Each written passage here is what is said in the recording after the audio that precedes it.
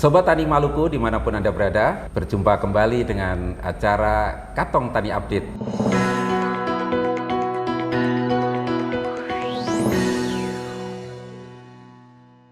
Bincang-bincang seputar pertanian di Maluku. Tamu kita kali ini tamu yang istimewa. Beliau adalah Kepala BRMB Maluku pada zamannya dan sekarang menjadi Kepala Balai Besar Proteksi dan Perbenihan Perkebunan di Ambon. Kita sapa beliau adalah Bapak Dr. Kardiono STP MSI atau yang sering kita panggil dengan Pak Nono. Betul ya Pak Nono ya? Betul. Baik, gimana kabarnya Pak Nono? Alhamdulillah sehat walafiat. Baik, terima kasih atas kehadiran di acara Katong Tani Update ini Pak Nono. Siap. Baik, berbicara terkait dengan swasembada pangan, Sobat Tani sekalian, kita juga tidak terlepas dari kontribusi padi gogo. Nah, di Maluku itu saya kira potensinya sangat luar biasa. Nah, kira-kira Pak Nono, potensi di Maluku untuk padi gogo atau yang orang sering berkata padi ladang, padi lahan kering itu seperti apa Pak Nono? Mungkin bisa dijelaskan ke Sobat Tani sekalian. Ya, siap. Assalamualaikum warahmatullahi wabarakatuh. Selamat pagi Bapak dan Ibu. Terima kasih Pak Gun sudah hadir di sini dalam acara yang sangat bagus untuk menyampaikan informasi, teknologi dan juga bagaimana meningkatkan produktivitas pengembangan pertanian di Maluku. Ini sangat menarik dan tadi disinggung potensi padi gogo di Maluku ini cukup luas.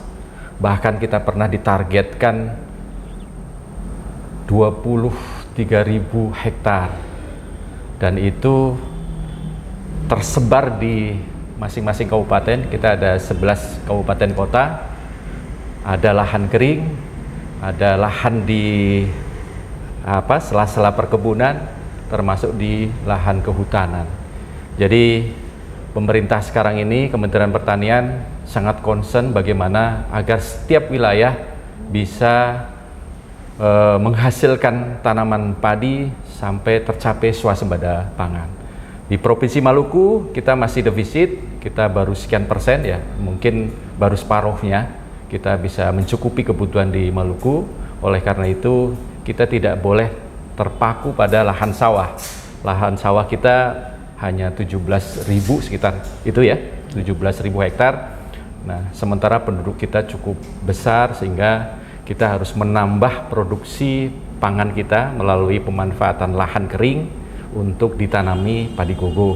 Jadi oleh karena itu Kementerian Pertanian sudah punya penetapan untuk menghasilkan padi gogo secara luas, secara cukup ya. Kita ditargetkan 11.000 hektar ya. 11.000 ya. 11.000 dan saat ini fasilitas untuk program ini sudah ada tersedia 8.600 hektar benih yang sampai di beberapa kabupaten yang menjadi prioritas, dan kekurangannya dari itu akan kita upayakan agar semua target yang ditargetkan di Maluku ini bisa tercukupi. Jadi program ini tidak hanya benih tetapi juga herbisida dan pestisida.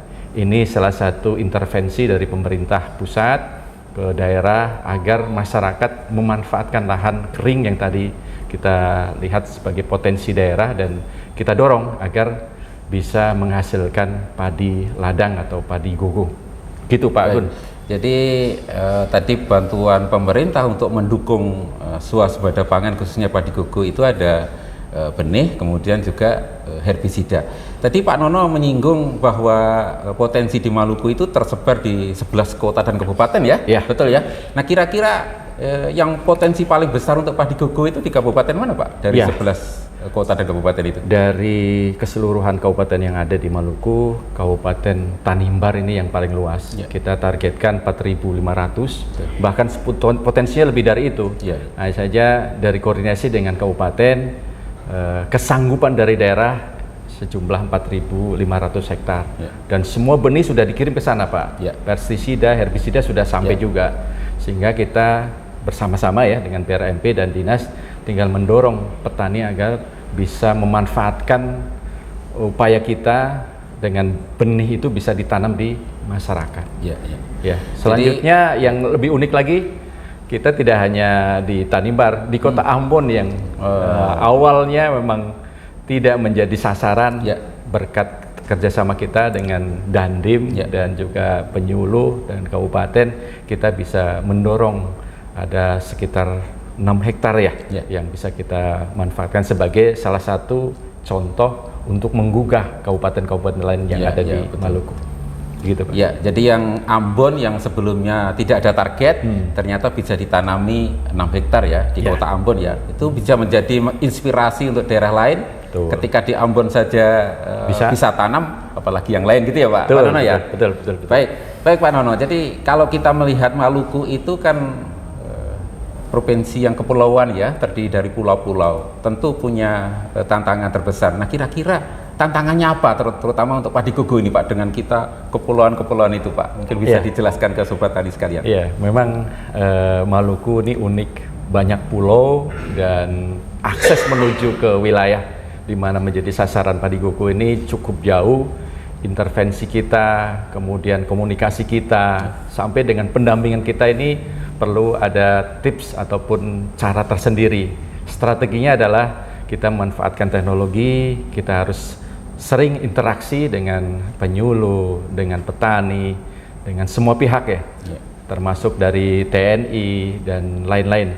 Kita harus kolaborasi bersama, termasuk dengan BRMP karena BRMP sebagai PJ-nya di Maluku. Kami sebagai LO tentunya mendorong agar BRMP terus bersama-sama kita ke lapangan, memastikan bahwasanya benih yang sudah ada harus segera ditanam dan dikembangkan. Jika ada kendala-kendala teknis, kita bisa manfaatkan tenaga yang ada di sini maupun di lapangan untuk memberikan solusi agar semua program ataupun proses pengembangan ini tidak ada kendala dan bisa menghasilkan padi yang produktivitasnya bisa lebih dari 2 ton per hektar. Kita target minimal segitu. Kalau produktivitasnya rendah, nanti petani juga akan sanksi dari segi kelayakan ekonomis. Jadi kita dorong bagaimana penerapan teknologi yang tepat dan petani senang, kita pun senang. Gitu Pak. Baik, makasih Pak Nono. Jadi sobat tani luar biasa penjelasan beliau. Bagaimana kita bisa memastikan bahwa target-target yang sudah dicanangkan oleh pusat bisa dicapai oleh kita semua. Dan kuncinya tadi adalah kolaborasi, betul ya Pak Nono. Nah, mungkin di akhir segmen ini Pak ada pesan-pesan khusus untuk sobat tani sekalian, karena Maluku sangat potensi. Nah, bagaimana swasembada pangan khususnya kontribusi dari padi gogo itu bisa tercapai di Maluku ini, Pak Nono? Ya, Bapak dan Ibu, jadi kita harus turun ke lapangan, kita memastikan lahan yang ada dimanfaatkan seoptimal mungkin. Intervensi, dukungan dari pemerintah, baik benih, pestisida, dan herbisida bisa segera diterapkan di lapangan sehingga akan menghasilkan sesuai dengan apa yang kita targetkan. Selanjutnya kita terus kolaborasi dengan dinas, kabupaten, provinsi, dan juga kecamatan, dan memastikan teknologi yang kita siapkan bisa diimplementasikan di lapangan. Kita tentukan kapan tanamnya dengan memperhatikan iklim. Nah, curah hujan di Maluku ini cukup tidak ekstrim ya, tidak ada musim hujan, musim kemarau. Jadi ini satu potensi yang bisa kita manfaatkan sehingga pelaksanaan tanam bisa kita mulai dan kita teruskan sampai dengan luasan yang menjadi target kita bersama.